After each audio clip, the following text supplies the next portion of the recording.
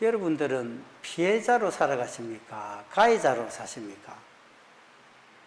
하나님과의 사람과의 관계에서 나는 항상 피해자다, 안 그러면 가해자다. 어느 쪽에, 어느 편에 서서 살아가고 계십니까? 부모에게 사랑을 받던 아이가 밑에 동생이 태어납니다. 동생이 태어나게 되니까 그때서부터 이 아이가 엄마 몰래 동생을 꼬집거나 그리고 괴롭히기를 시작합니다. 우리는 어찌 보면 그럴 수도 안 있겠나 이런 생각을 할 수도 있는데 그 아이의 입장에서 보게 되면 이게 얼마만큼 강한 스트레스냐 하면 남편이 어느 날 갑자기 첩을 데려와가지고 아내한테 오늘부터 당신하고 같이 좀 살아라 하는 것과 똑같은 그런 스트레스다라고 이 정신과 의사들이 그렇게 주장을 합니다. 아이가 받는 그 스트레스, 그 원인이 동생을 엄마한테 뺏겼다라는 그 피해의식 때문에 그렇다는 겁니다. 그러니까 이게 내가 뭐냐면 피해의식을 가지고 살아가게 됐을 적에는 엄청난 그 조금만 일이 틀어지거나 잘못되게 되면 스트레스가 밀려올 수밖에 없다. 그런 뜻입니다. 여러분, 하나님과의 관계도 그렇고 인간관계도 똑같습니다. 왜냐하면 인간관계가 막히고 틀어지는 것은 뭐 때문에 그러느냐? 내가 피해자다라고 생각하기 때문에 그렇다는 겁니다. 그렇게 느끼니까 나는 늘 손해보고 나는 억울하고 그러다 보니까 짜증나고 화가 나고 그러니까 관계가 깨어져 버린 겁니다. 야곱과 에서 보십시오. 에서가 그냥 장자권을 갖다가 팥주고 산 거 아닙니까? 그러나 놓고도 내 장자권의 축복을 뺏겼다 여기니까 그냥 동생 죽이려 하는 거 아닙니까? 그러니까 야곱은 도망을 갈 수밖에 없고 그러나 놓고도 무려 20년 동안을 갖다가 칼을 품고 그러니까 그 원한을 사로뜨리지 않고 그냥 계속해서 그렇게 지냈다라는 겁니다. 그 야곱을 한번 보게 되면 야곱은 야곱 나름대로의 분명히 그냥 장자권 그냥 빼앗은 것이 아니고 팥죽을 어떻든 한 그릇 주가지고 적은 것이지만 그렇게 정당하게 산 거 아닙니까? 그랬는데 형이 내가 피해를 봤다 하게 되면 죽이려 하니까 도망갔고 도망가서 20년이나 그 외삼촌 집이지만 어차피 남의 집이나 똑같은 그곳에서 그냥 종살이 비슷하게 해가지고 그러면서도 나중에 복음 받았습니다. 그렇고 또 형을 만나게 되거나 이래 될까 싶어서 늘 두렵고 떨리는 마음으로 창세기 32장 7절에 그렇게 기록이 되어 있습니다. 늘 답답하고 두려워합니다. 그러니까 결국 뭐냐면 자신도 피해자라는 겁니다. 형이 나를 죽이란다. 그것만 가슴에 푸는 겁니다. 자, 그러면 뭐냐면 변화라는 것이 뭐냐? 본질이 변해야 된다라는 것입니다. 피해자라고 하는 것이 아니라 내가 가해자다라고 생각을 해야 된다는 거죠. 자, 그러면 형이 누려야 할 축복을 동생이 팥죽한 거를 가지고 내가 팔았지만은 형의 장자의 축복을 내가 빼앗아 내가 가해자다 라고 깨닫고 여기게 되게 될 적에 하나님의 개입하는 역사가 일어납니다. 그래서 야복강가에서 이름을 바꾸게 만들어주죠. 이때까지 야곱 니는 참탈자였는데 앉아있다 이름을 바꿔줄 때 이스라엘이라 하리라. 하나님과 교리여 네가 이겼다 라고 해줍니다. 또 하나는 뭐냐는 것 같으면 이 뒤쪽에 넘어가게 되면서 이제 에서가 동생을 맞으러 나오게 될 적에 그 마음을 완전히 바꿔줘 버립니다. 이 창세기 33장 4절을 보게 되는 것 같으면 이제 결국 만나게 되죠. 에서가 400명을 데리고 원한을 가지고 야곱하고 그 일가를 갖다가 어쩌면 다 죽일 수도 있도록 무장한 채로 달려옵니다. 그런데 야복강가에서 그렇게 살짝 이제 변화지게 되니까 에서의 마음이 변해지게 되는 겁니다.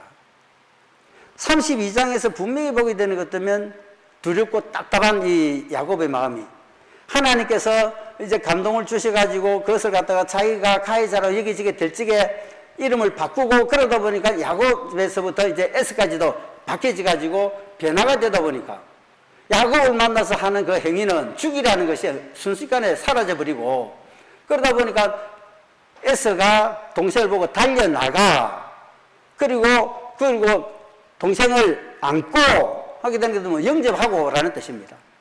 그리고 또 목을 어긋나서 맞추고 그리고 입을 맞추고 그리고 피차우니라 동사가 6개가 등장합니다. 6개가 등장하면서 동생을 갖다가 목을 어긋나서 맞추고 그리고 피차고 울게 되면서 그 이전에 죽이려 했던 그런 감정이 순식간에 사라져버리는 그 놀라운 역사의 현장이 32장, 33장 들어가면서 바로 이어지게 된다는 겁니다. 신앙이라는 것이 뭐냐? 내가 변하면 상대방이 변합니다. 내가 변하지 않으면 상대방이 변하지 않는다라는 뜻입니다. 내가 뭐냐는 것 같으면 피해자가 아니고 가해자다.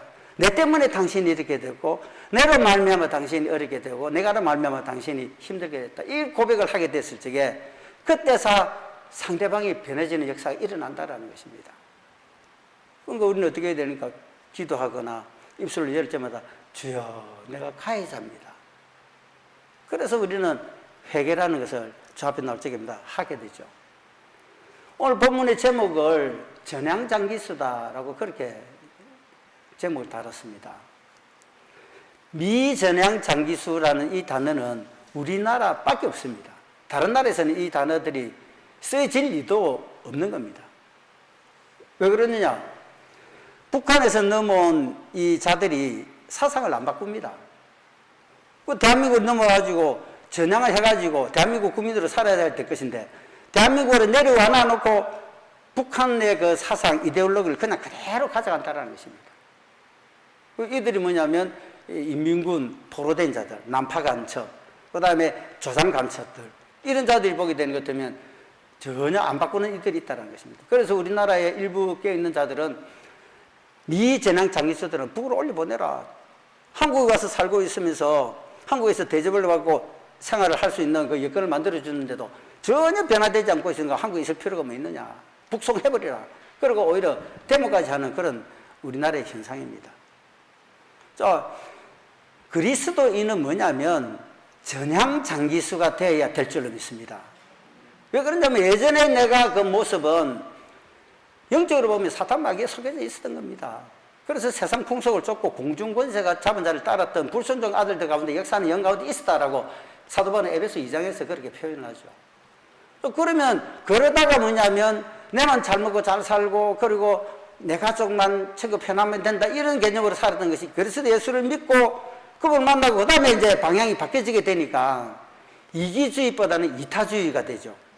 예수님께서 영광 보좌를 버리시고 이 땅에 오신 것에서부터 그리고 공생하신 것 그리고 마지막 십자가 지시며 오늘 아침에도 묵상을 했습니다마는 새벽 그 재단에서 그 가야바 그 다음에 본디오 빌라도 등등을 거치면서 온갖 순환, 수모, 모욕 그 다 당했으면서까지 그 마지막 가셔야 되는 그 고난 당하심은 바로 뭐냐면 자기 자신이 십자가의 한 마리 어린 양에 대해서 죽어야 되는 그 길을 즉 희생이라는 겁니다. 예수님이 피해자가 아니고 내가 인류에게 죄를 짓게 만들어서 그 죄가 너희들이 있지 않느냐. 그래서 이게 구원을 받지 못하는 그래서 자기 자신이 죽고 피와 물을 쏟고 이제는 예수 믿기만 하면 구원을 주시기 위해서 자신은 한 마리 희생양이 되시기 위한 그 걸음이셨다라는 것입니다. 베드로 보세요. 베드로는 갈릴리 어부입니다. 생계를 유지하기 위해서 고기 잡을 수밖에 없는 그러니까 고기 잡는 어부로 삽니다. 그런데 마가복음 1장 17절에 주님이 이제는 사람 낚는 어부가 되리라. 그렇게 말씀을 해버립니다. 또 그러니까 그 주님이 명하신 대로 그냥 진행될 수밖에 없습니다. 결국은 바뀌어져야 되고 오순절 성령 내리고 오늘 본문을 보게 되는 것 같으면 오늘 본문의 41절에 보게 되면 이 세례를 받게 되는 것 3,000명이 오순절 성령이 내리고 그리고 성령을 받아 이 베드로가 오순절 설교를 잠시 했는데 요엘 선지자 말을 들어서 자녀들은 예언을 하게 될 것이고 청년들은 환상을 보고 아비들은 꿈을 꾸리라 하고 이 말씀을 들어가지고 하늘에서 징조, 땅에서는 기사가 있게 되게 될 것이다. 너희가 죽은 이 그리스도를 하나님이 다시 살리셔가지고 주와 및 그리스도가 되게 하시느니라. 이 간단하게 생애 복음을 전가하다 보니까 이 사람들이 하는 표현이 뭐라느냐. 앞에서도 마음이 찔려 이렇게 등장되죠. 그리고 우리가 어쩌면 좋느냐. 이제 이 표현들을 하게 되고. 그래서 이제 베드로가 선포를 하는 것이 38절에 있으니까 회개해라. 예수 그리스도 이름으로 세례를 받으라. 등등을 하게 되니까 이들이 이제는 세례를 받게 되니까 3,000명이 믿게 되는 역사가 일어납니다. 3,000이나 더하더라 신도의 수가 이렇게 기록이 되어 있죠. 뒷장에 넘어가면 4장 4절에는 5,000명이 되어집니다. 이 기적적인 역사가 일어나게 되죠. 자, 이것은 어떠냐. 초대 지도자가 되고 결국은 마지막에 뭐냐면 이 베드로도 로마까지 가서 십자가에 거꾸로 달려 순교까지 하게 되는 그 주님의 음성을 들어서 실행하게 되고 마지막까지 자기 자신도 주의 길을 따라 걸어가는 그리고 주의 제자의 길을 걸어가는 하나님의 사람 됐다는 것입니다. 그리스도인들이 똑같습니다. 우리가 조금 전에 복음성 낮에는 해처럼 밤엔 달처럼 불렀잖아요. 예수님처럼 바울처럼 그렇게 살 수는 없을까? 베드로처럼 바울처럼 예수님처럼 살 수가 없을까 하는 것은 살았으면 그렇게 살아야지 하는 이 다짐이 들어있어야 된다는 것입니다. 이때까지 내 자신, 내 마음, 내 경험, 내 뜻대로 살았던 그 사상이나 경험들을 이제 초점을 주께로 맞추는 겁니다. 하나님의 원하심을 찾고 하나님의 그 뜻, 사상을 그대로 이어받아가지고 거기서 쭉 따라 걸어가려는 전향장기수 되어야 될 줄로 믿습니다. 그래서 사도 바울은 그런 고백을 하죠. 이때까지 내가 가진 지식과 상식으로 모든 것들을 그대로 가지고 살았는데 이제는 우리 주 그리스도 예수를 만나다 보니까 이때까지 내가 가졌던 모든 것들은 배설물처럼 여기고 주를 아는 지식이 가장 고상해서 이제 그 길만 쫓아갔던 그 고백처럼 그래서 우리도 예수님처럼 바울처럼 살 수가 없을까 하는 이 아름다운 거룩한 고민 정도는 해야 될 줄로 믿습니다. 자, 그러면 여러분들은 전향장기수입니까? 미전향장기수입니까? 장기수라는 뜻은 뭐냐면 장기적으로 지금 수감생활을 하고 있다는 그런 뜻입니다. 전향됐습니까? 미전향입니까? 우리는 다 전향됐다 이렇게 받아들여야 됩니다. 예수 믿어서 나는 억만제약을 짓는데도 예수 믿어서 우리 주님의 십자가 대속의 은혜로 구원을 받은 저와 여러분들입니다. 그러면 이제는 신분이 바뀌었다는 것입니다. 본질이 변화되어졌다는 것입니다. 그런데 교회 안에는 여전히 미전향 장기수들이 존재되고 있다는 이 안타까운 현실이다라는 겁니다. 기도하고 찬양하고 예배드리를 하게 될 적에는 성경책 끼고 다니게 될 적에는 정말로 바뀌어져서 전향된 장기수처럼 그런 잔다 이렇게 여기질 수도 있는데 밖에 나가기만 하면 사회생활 하게 되게 되면 그게 희석이 되어버립니다. 그냥 일반인처럼 생활할 때가 너무 많다라는 겁니다.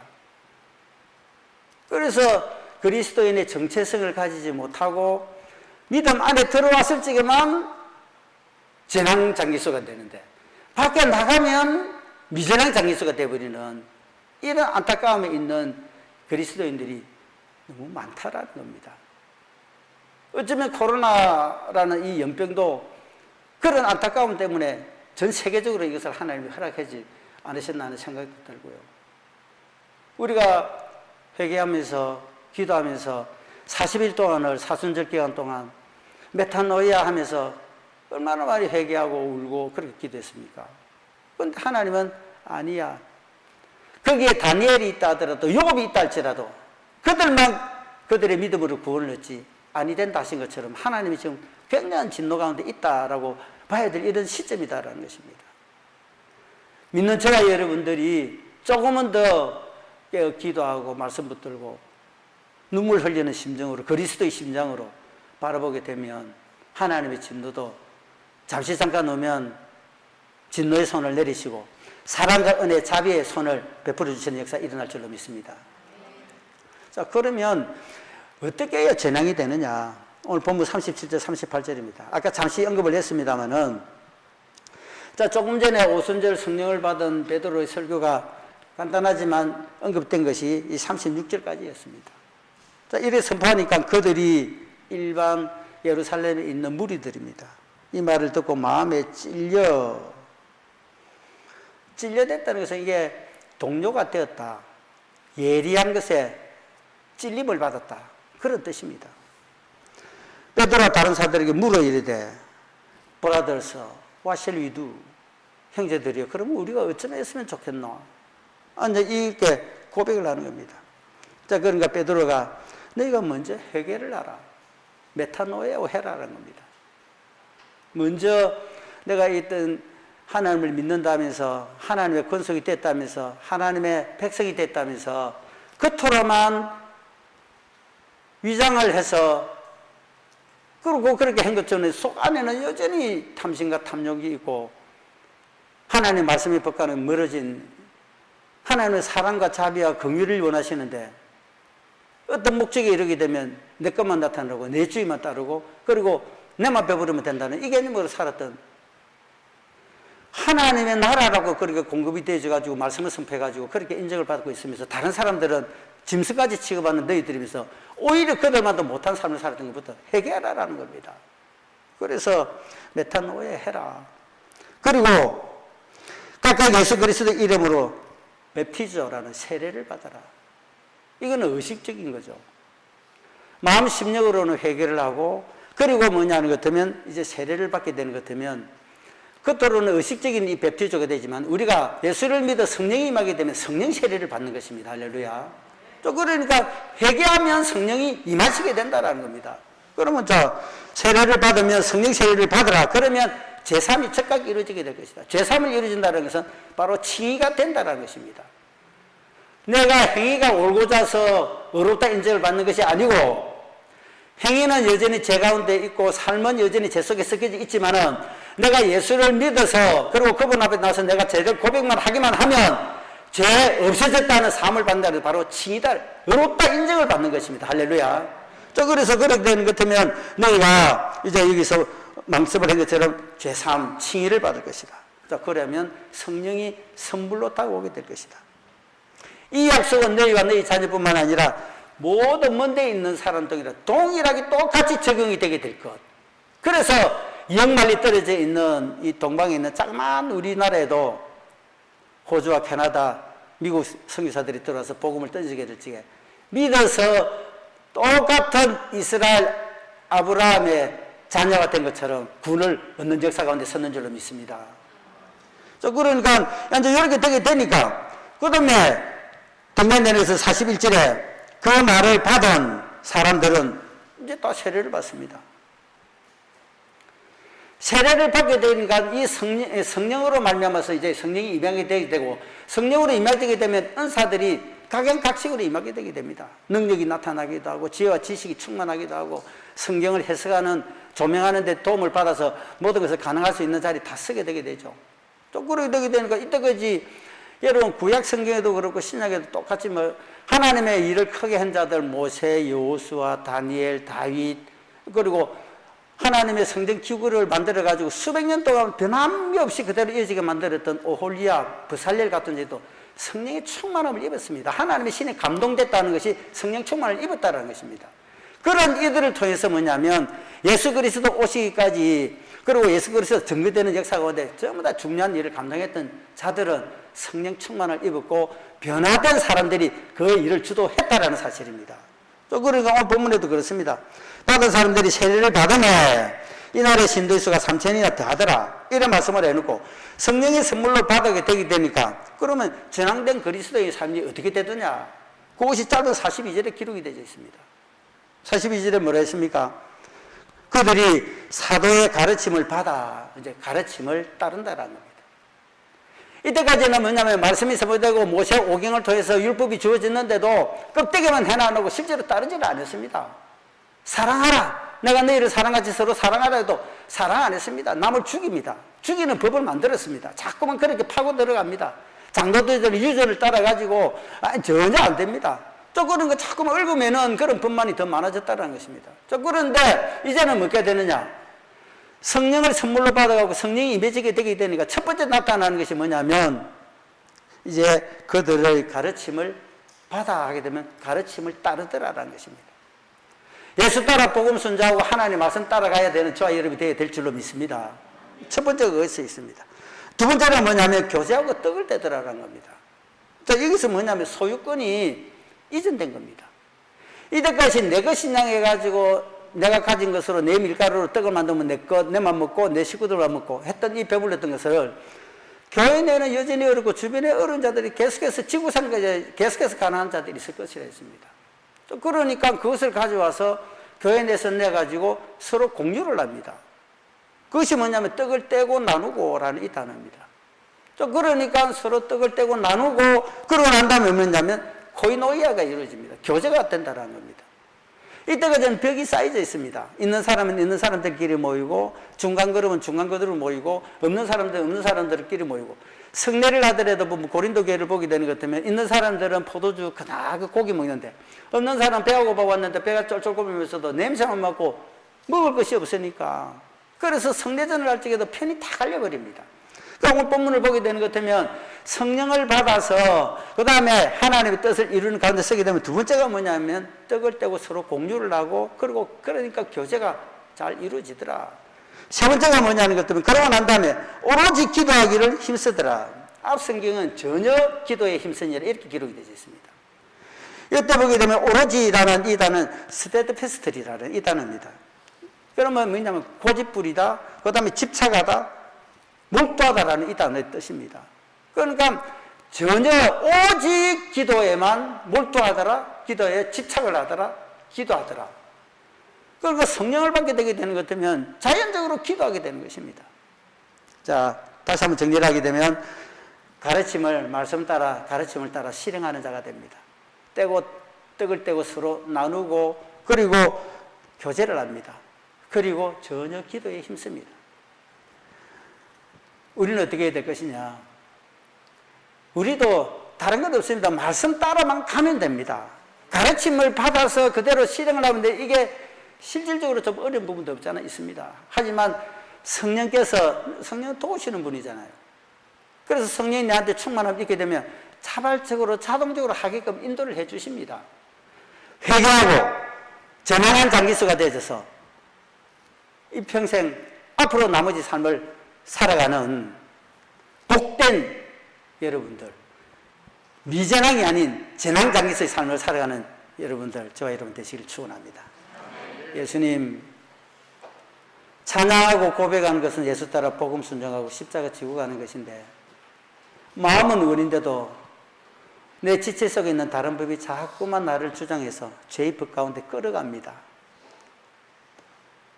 그래서 바울도 어찌할 거라는 고백을 하게 되고 우리 믿음에 있는 이들도 성령께서 간섭하시고 깨우치는 그 깨우침이 있기에 더 이상 이렇게 가면 어려운 일 생길 것, 혹이라도 굉장히 불편함이 나한테 다가오게 될 것, 심지어 죽음의 위험까지도 있게 될 것 하는 이 생각과 고민들을 하면서 하나님 앞으로 돌아옵니다.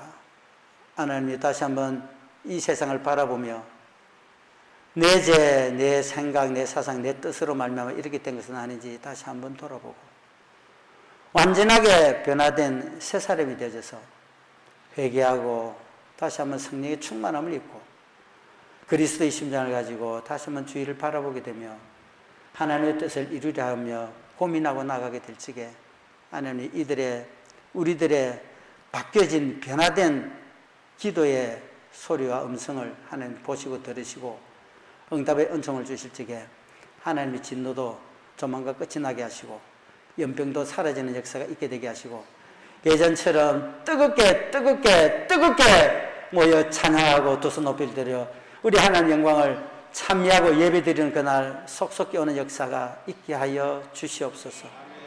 오늘 돌아가는 걸음에도 함께 하시고 이 밤에도 단잠 잘 수 있게 되게 하시고 주의 사랑의 은택을 입은 이들이 다시 한번 내일에 눈을 뜨게 되게 될 적에 희망찬 새날이 환히 열리지는 은혜를 베풀어 주실 줄을 믿고 예수님 이름으로 기도합니다.